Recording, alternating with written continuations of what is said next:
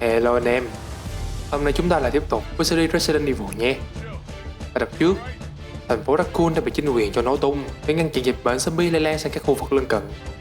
Nhưng liệu chúng ta đã biết được hết cái bí mật đen tối của thành phố này trước khi nó nổ tung hay chưa? Hãy cùng tìm hiểu trong tập hôm nay nhé. Ở phần Resident Evil 2 Remake này, chúng ta cũng có hai tuyến cốt truyện song song. Vì vậy, Maximon sẽ cố gắng lồng ghép và kết nối cả hai lại cho anh em dễ hiểu nhất nhé. Maximon hy vọng rằng sẽ giúp anh em có thể nắm được toàn bộ câu chuyện một cách tổng quan nhất sau video này. Cho nên nếu có gì sai sót, hy vọng anh em thông cảm và góp ý nhé. Giờ thì hãy bật phụ đề lên và cùng Maximon bắt đầu nào. Nội dung của tập này sẽ bắt đầu diễn ra trong đêm ngày 29 tháng 9 năm 1998. Gần như nằm trong khoảng thời gian mà cô nàng Jill Valentine ngất xỉu trong phần trước. Ngay lúc này, một bác tài xe bồn đang từ ngoại ô tiến vào thành phố Raccoon mà không hay biết gì về thảm họa. Nhưng trong lúc sơ ý mới tập trung vì buồn ngủ, ông đã tông thẳng vào một người phụ nữ đang đi ngang qua. Sợ hãi tột độ vì mình vừa mới đụng chết người, ông bước xuống xe để xem xét tình hình người bị nạn. Thế nhưng ông không thể nào ngờ rằng mình lại trở thành nạn nhân của người phụ nữ đó. Một cảnh mở màn kinh điển đậm chất Resident Evil.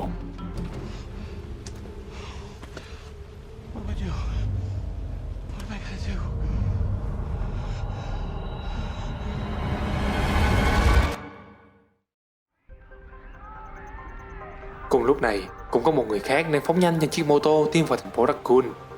Anh ta tên là Leon Scott Kennedy, vốn là một sĩ quan mới vào nghề.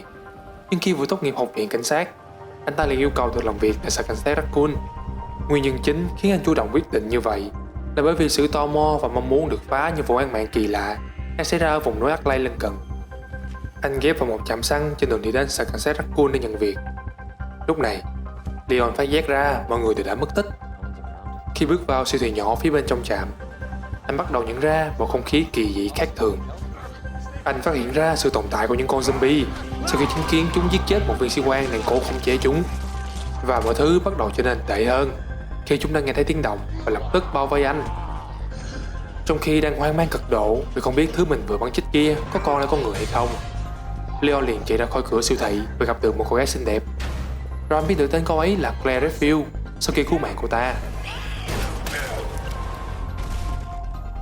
Sau màn chào hỏi cực kỳ đơn giản, Leon tự nhận mình là cảnh sát và đang đến sở cảnh sát trong thành phố để giải mã bí ẩn về những con zombie này.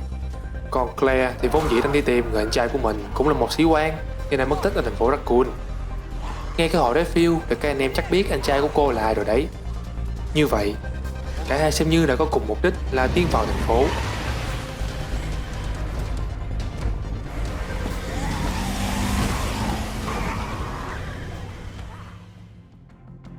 Đâm vào mắt họ là một khung cảnh hoang tàn đổ nát.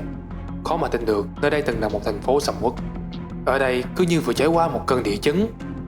Nhà cửa tan hoang và bốc cháy, còn những chiếc xe thì ngã nghiêng hỗn loạn khắp nơi. Leon nghe thông báo từ đài radio đã kêu gọi mọi người mau đến đồn cảnh sát để lánh nạn. Anh cố trấn an Claire rằng chắc chắn vẫn còn những người sống sót và có lẽ họ sẽ hiểu rõ hơn tình hình hiện tại sau khi đến đồn cảnh sát. Nhưng nói dễ hơn là làm. Trên đường đi, họ bị bao vây bởi một nhóm zombie. Vào lúc này, hóa ra ông tài xế ở khung cảnh mở màn vẫn chưa chết mà chỉ bị thương. Nhưng vết thương nặng và cơn đau khiến ông mất bình tĩnh, nên ông lấy chiếc xe bom của mình đuổi thẳng lên một cái bất chấp, tông luôn vào những chiếc xe bên đường.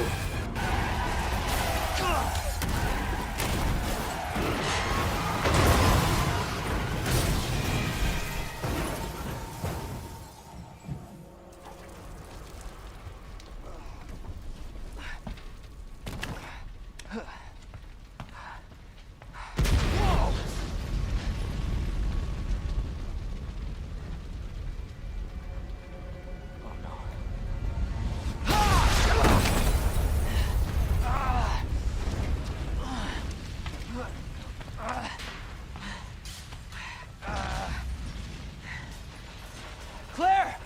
Claire, are you okay? May mắn thay, vụ nổ từ chiếc xe không ảnh hưởng đến Leon và Claire. Tuy nhiên, họ đã bị tách ra bởi đám cháy từ vụ nổ và sự truy đuổi của lũ zombie. Không còn cách nào khác, Leon nói với Claire rằng họ sẽ gặp lại nhau tại đồn cảnh sát. Nhưng vài ngày trước, một trong những người tị nạn không may đã trở thành zombie và bắt đầu lây nhiễm cho những người còn lại.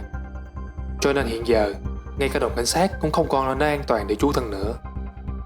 Tại đây, Leon đã gặp được trung úy Marvin Rana đang bị thương và hiện đang trong quá trình biến đổi thành zombie. Marvin cho biết có một lối đi bí mật và đồng nghiệp quá cố của anh cho rằng có thể giúp họ thoát ra ngoài. Nhưng trước hết, qua camera an ninh, họ biết được Claire đã đến được tòa nhà. Những kỹ năng mà cô học được từ ông anh trai Chris để giúp cô có thể sống sót đến lúc này. Leon ngay lập tức chạy ra ngoài đón cô.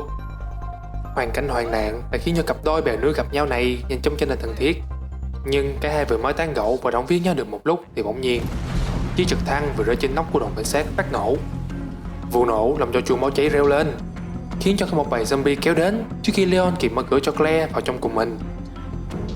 Không còn cách nào khác, Claire phải rời đi ngay trước khi bị bọn quái vật khát máu này bao vây. Vượt qua được chúng, Claire tìm được một đường khác đi vào bên trong đồn cảnh sát. Ở bên trong, cô bị chặn đường bởi Licker. Con quái vật này ban đầu vốn là con người, nhưng nó bị nhiễm một loại T-virus cải tiến trước khi trở thành zombie. Nếu vật chủ rơi vào tình trạng hiểm nghèo như đói khát cực độ hay bị thương cực nặng, loại T-virus mới đó sẽ kích hoạt một quá trình gọi là VX. Quá trình này làm cho cơ thể vật chủ dị biến cực nhanh để cố gắng kéo dài tuổi thọ của vật chủ. Đặc điểm nổi bật nhất của sự đột biến này là phần não phình to lộ ra bên ngoài. Cặp mắt cùng toàn bộ lớp da đã bị tiêu biến và cơ bắp phát triển mạnh mẽ. Tuy vẫn còn mang hình dạng của con người, nhưng nó có thể leo trèo, bám vào địa hình dốc hệt như loài bò sát. Ngoài ra, những đòn tấn công bằng chiếc lưỡi dài ngoằng cùng bộ móng vuốt to lớn sắc nhọn luôn là một nỗi kinh hoang cho con mồi. Giải quyết xong con Licker, Claire nghe thấy tiếng bước chân như đang chạy của một người khác nên cô lập tức đuổi theo. Hóa ra đó là một bé gái khá nhỏ tuổi. Trong cô bé có vẻ đang lẫn trốn một thứ gì đó rất đáng sợ.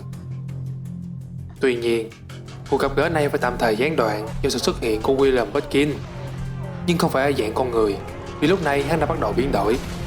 Một bên vai của hắn đã bị đột biến và mọc ra một con mắt to. Đồng thời lúc này hắn cũng đã mất đi lý trí và nhân tính. Những gì trước mắt Claire chỉ còn là một con quái vật điên cuồng để săn lùng cô bé kia. Và bất đắc dĩ, cô phải chiến đấu với nó. Con quái vật dường như bất tử khi mà Claire đã tấn công vô số lần nhưng nó vẫn không hề hấn gì. May mắn thay, nó bỗng nhiên cận lại và tỏ ra vô cùng đau đớn. Rồi nó chao đảo trước khi rơi xuống dưới tầng hầm. Tạm thời an toàn, Claire tiếp tục cuộc trò chuyện với bé gái tên là Sherry.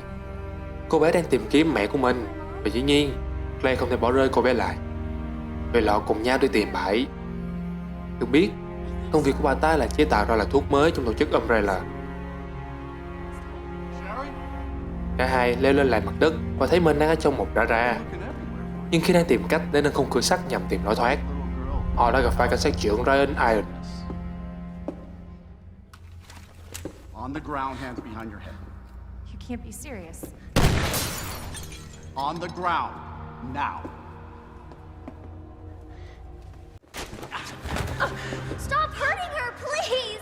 Don't tell me how to do my job. Stop! Let me go! Let me go! Obviously, nobody taught you manners. We'll fix that. Oh, yes, we will. Let me go! Let me go! I'll get you, you fucker!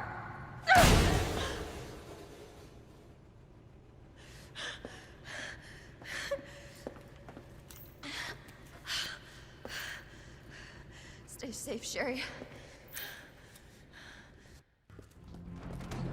Quay lại với Leon. Mặc dù anh đã tìm được lối đi bí mật, nhưng Marvin từ chối đi cùng với anh. Anh ta muốn ở lại đây thay vì đi đến nơi khác với cái cơ thể đã bị thương quá nặng, đã còn mang theo mầm móng của dịch bệnh quái ác này. Buộc phải chấp nhận ý nguyện cuối cùng của trung úy, Leon sau khi mang theo lối đi cũng đã lên được ra. Bỗng dưng, anh bị đột kích bất ngờ bởi một con chó điên Cerberus từ phía sau và được cứu bởi một người phụ nữ tự xưng là nhân viên FBI tên là Ada Wong, một cô gái vô cùng xinh đẹp, khá là nuột như một vedette với khuôn mặt sắc sảo và lạnh lẽo như băng. Sau khi khuyên Leon một câu vô cùng chân thành là mau cút ra khỏi chỗ này, cô nàng lập tức lạnh lùng bỏ đi. Những lời nói thật lòng này của Ada cứ như cái tát vào mặt khi anh chàng cây cú đuổi theo cô đến phòng giam của đồn cảnh sát. Tại đây, Leon tìm thấy một người đàn ông vẫn còn sống và tỉnh táo, đang bị giam giữ bởi cảnh sát trưởng Iron. Hiển nhiên Leon liền cho rằng phải có lý do gì đó khiến cho Iron làm như vậy. Có thể người đàn ông kia là kẻ gian, nhưng anh không có thời gian để chơi trò thám tử. Những tiếng động kinh hoàng bất chợt vang lên. như thể có một vật gì đó to lớn đang tiến đến gần. Bất thình lình, một cánh tay to màu xám đen đục bể bức tường, tóm lấy đầu của người đàn ông đang run rẩy kia và bóp nát nó như một quả cam rồi bỏ đi. Ada quay trở lại và một lần nữa cảnh báo Leon nên rời khỏi đây. Rồi cô sẽ từ từ giải thích với anh sau. Ngoài ra, cô nói rằng người đàn ông xấu số kia tên là Ben, vốn là tình báo viên phụ trách cung cấp thông tin giúp cô điều tra. Đến đây, Leon đã có chút hoang mang khi biết rằng Ben đã nói sự thật. Vậy thì chắc hẳn anh ta đã nắm trong tay thông tin nào đó quan trọng đến mức ai nên buộc phải nhốt anh tại đây.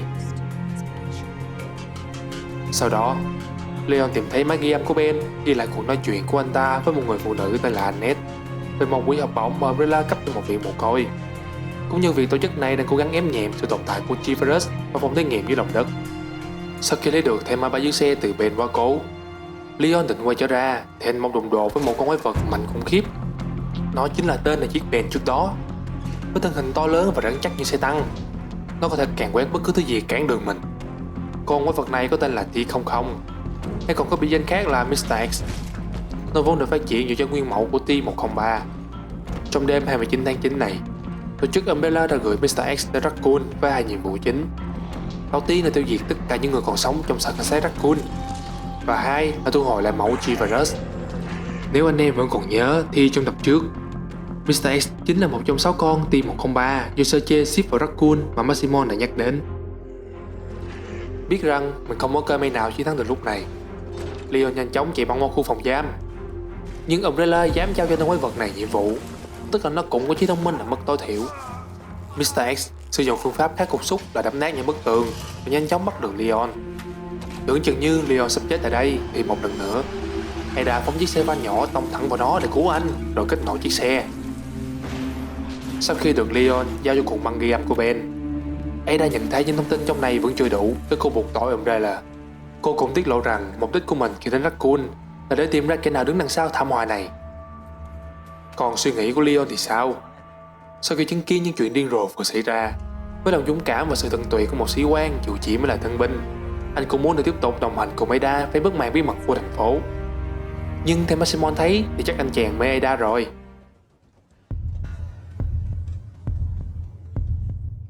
Quay lại với lão cảnh sát tham nhũng Brian Ian. Sau khi mang Sherry đi và nhốt cô bé trong một căn phòng của một cô nhi viện cũ. Ban đầu, anh chỉ muốn lấy đi sợi dây chuyền của cô bé. Có thể bên trong chứa đựng thứ gì đó quan trọng chăng? Nhưng lúc này hắn mới phát hiện ra nó đã bị rơi trong đồn cảnh sát và bị Claire nhặt được. Lão theo dõi mọi thứ trong căn phòng của mình tại cô nhi viện. Sau đó gọi điện uy hiếp Claire, bắt cô mang sợi dây chuyền đến cô nhi viện nếu cô muốn giữ tính mạng con bé. Còn cô bé Sherry thì khá cứng cỏi. Thay vì ngồi khóc như những đứa trẻ đồng trang lứa, bé cố chứng an nỗi sợ và tự động viên mình rằng phải tìm cách trốn ra khỏi đây. Trong lúc cố gắng tìm chìa khóa, Sherry vô tình đọc được nhật ký của những đứa trẻ mồ côi tại khu nhi viện này. Không ngờ rằng Umbrella chính là kẻ đứng đằng sau gây quỹ để vận hành cô nhi viện. Nhưng đừng để bề ngoài đánh lừa, những đứa trẻ này chính là những con chuột bạch trong các nghiên cứu và thí nghiệm của tổ chức. Trong một nhật ký có diễn tả lại rằng tại đây chúng không được phép liên lạc với người khác hay thậm chí là đi ra ngoài. Chúng còn thắc mắc là tại sao xung quanh viện lại có nhiều bác sĩ đến thế, và người phụ trách điều hành nơi này không ai khác ngoài Brian Ian. Bởi vì lão đã nhận hối lộ từ Umbrella nên lão cũng giúp che giấu sự thật dã man đằng sau khu nhi viện này. Nhưng rồi vào tháng 2 năm 1998, một đứa trẻ tên là Oliver đã được nhận nuôi. Tuy nhiên, 2 tháng sau đó, Oliver đã trốn khỏi cơ sở thí nghiệm và quay trở về khu nhi viện với cơ thể đang bị phân hủy và khuôn mặt chỉ xệ kinh tởm. Dĩ nhiên, cô bé nhanh chóng bị khống chế.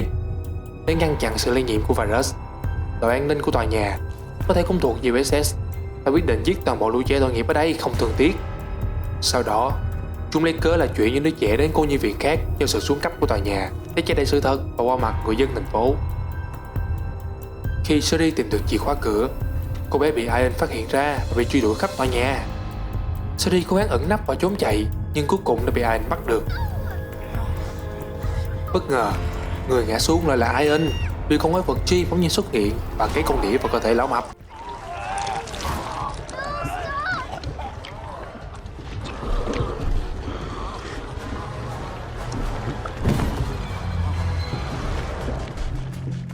Trong lúc này, Leon và Ada đang trên đường đi xuống cống ngầm. Theo như là Ada, một người phụ nữ tên là Annette Bitkin sẽ phải chịu trách nhiệm cho việc rò rỉ virus lên thành phố.